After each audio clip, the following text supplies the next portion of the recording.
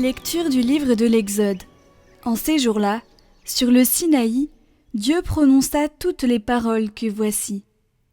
Je suis le Seigneur ton Dieu, qui t'ai fait sortir du pays d'Égypte, de la maison d'esclavage. Tu n'auras pas d'autre Dieu en face de moi.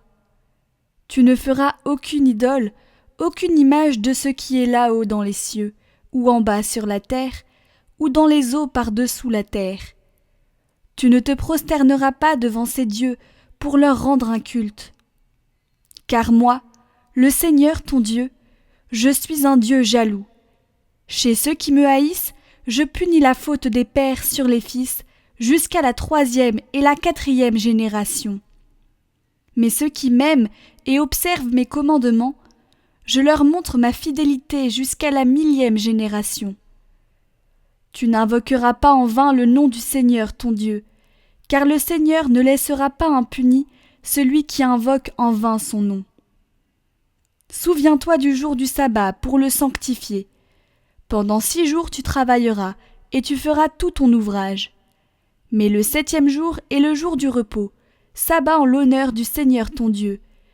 Tu ne feras aucun ouvrage, ni toi, ni ton fils, ni ta fille, ni ton serviteur, ni ta servante, ni tes bêtes, ni l'immigré qui est dans la ville.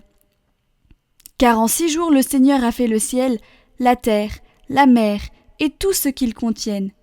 Mais il s'est reposé le 7e jour. C'est pourquoi le Seigneur a béni le jour du sabbat et l'a sanctifié. Honore ton père et ta mère, afin d'avoir une longue vie sur la terre que te donne le Seigneur ton Dieu. Tu ne commettras pas de meurtre, tu ne commettras pas d'adultère, tu ne commettras pas de vol, tu ne porteras pas de faux témoignages contre ton prochain. Tu ne convoiteras pas la maison de ton prochain, tu ne convoiteras pas la femme de ton prochain, ni son serviteur, ni sa servante, ni son bœuf, ni son âne, rien de ce qui lui appartient.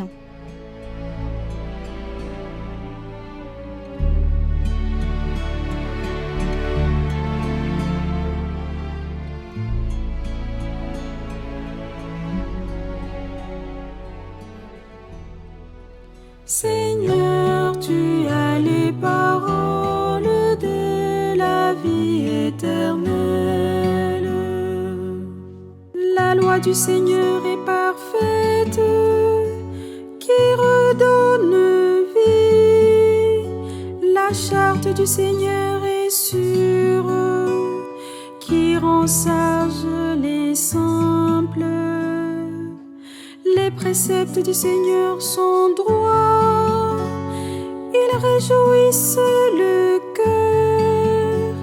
Le commandement du Seigneur est limpide, il clarifie le regard. La crainte qu'il inspire est pure, il est là pour toujours. Les décisions du Seigneur sont justes et vraiment équitables, plus désirable que l'or, qu'une masse d'or fin, plus savoureuse que le miel qui coule des rayons. Seigneur, tu as les paroles de la vie éternelle.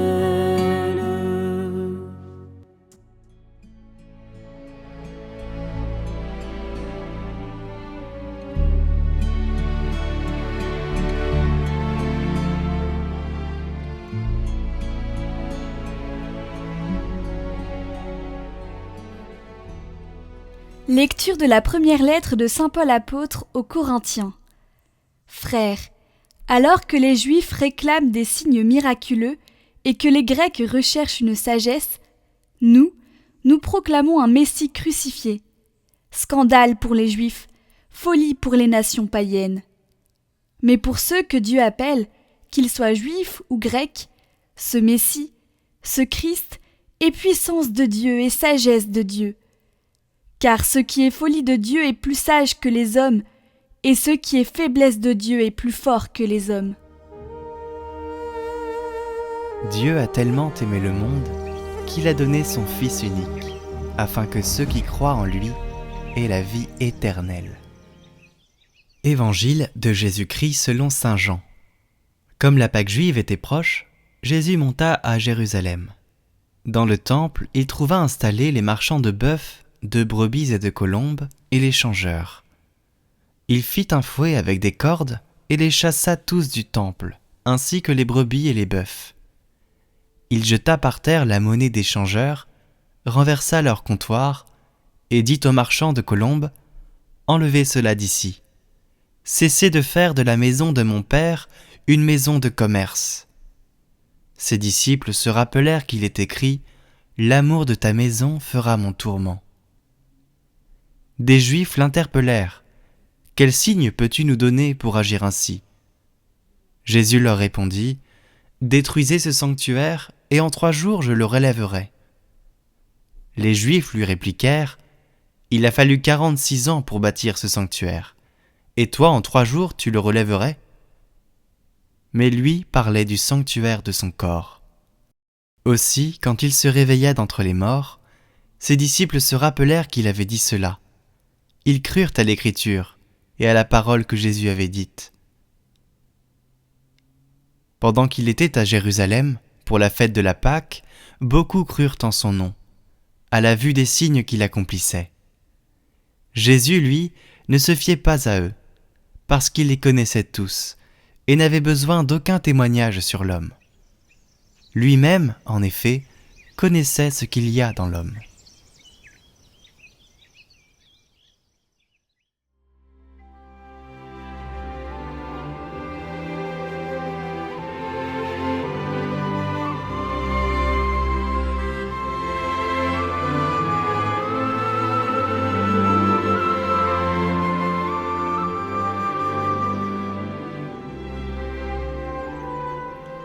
Nous sommes parfois gênés de voir notre Seigneur Jésus-Christ en colère, dans l'épisode de l'expulsion des marchands du temple que nous entendons aujourd'hui à la messe. Jésus étant vraiment Dieu, il est forcément sans péché. Or, nous pensons le prendre aujourd'hui, si j'ose dire, la main dans le sac. Jésus entre dans le temple de Jérusalem et il y voit une activité économique qui n'est pas digne de ce sanctuaire. Les mots de l'Évangile ne laissent aucun doute sur sa colère: fouet, chassé, jeté par terre, renversé. Comment comprendre cela ? Si nous prenons le problème dans l'autre sens, nous approcherons peut-être de la solution. Jésus est sans péché, donc cette colère n'est pas un péché. Et c'est cela qu'il nous faut comprendre. Il y a des colères qui ne sont pas mauvaises, de saintes colères comme on dit parfois. La clé nous est donnée par le psaume cité par l'évangéliste lui-même. Ses disciples se rappelèrent qu'il est écrit « L'amour de ta maison fera mon tourment ». La colère de Jésus est une colère d'amour, un mouvement contre l'injustice qui installe des marchands et des changeurs dans la maison de son Père. Et l'on peut se souvenir, par exemple, de la colère de l'abbé Pierre devant le drame des sans-abri en 1954. C'est une colère par amour, non par orgueil ou par vengeance. Et l'évangile de ce jour nous invite à nous interroger. Lorsque je suis en colère, est-ce une colère juste, une colère d'amour, ou bien est-ce un mouvement centré sur moi-même, un acte d'orgueil ? Faisons grandir en nous les vertus de prudence et de justice, et ne nous habituons jamais au mal qui nous entoure. Que la bénédiction de Dieu Tout-Puissant, Père, Fils et Saint-Esprit descende sur vous tous et y demeure à jamais.